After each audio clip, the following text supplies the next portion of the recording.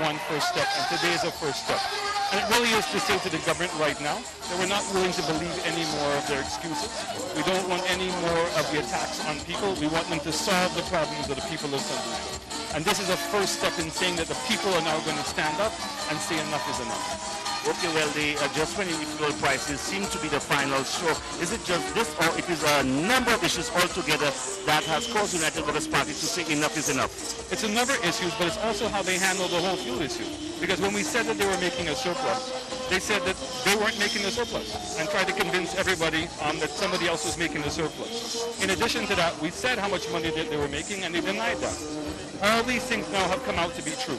The government in the last quarter made over $11 million of surplus money. And they lied as to who got that money. We know that they're the ones who got that money. But guess what? That is the same thing they've been doing on a whole bunch of other different issues. And we want the government now to start taking the people more seriously, recognize that this opposition will be watching them every single step of the way, and we intend to stand up every single time for the people of St. Lucia.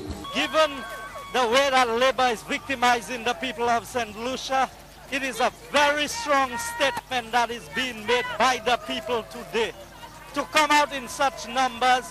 And I know a lot of them wanted to be here, especially in my constituency. After the accident, a lot cannot be here. But I know their support and their prayers are with this rally, that we are going to press for the changes that are necessary in this country. So basically you're saying, whereas many people feared coming out protesting because maybe the government would be watching them, that you are happy that people put these fears aside and they are coming out and yes, they are protesting, letting the government know of the displeasure with the policies. Yes, I think that is a very strong statement that is being made, because you must know that this is a government that is governing with fear. People are afraid. People don't want to be seen as opposing the government because of the policies of victimization.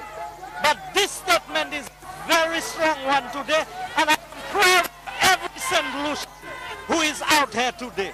I think the policies of government have greatly affected human rights in this country.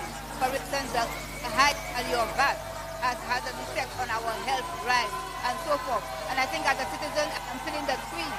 So I'm here to show solidarity with the United Workers' Party on this march. I myself wanted to have a march last year, but I didn't have the mobilization power.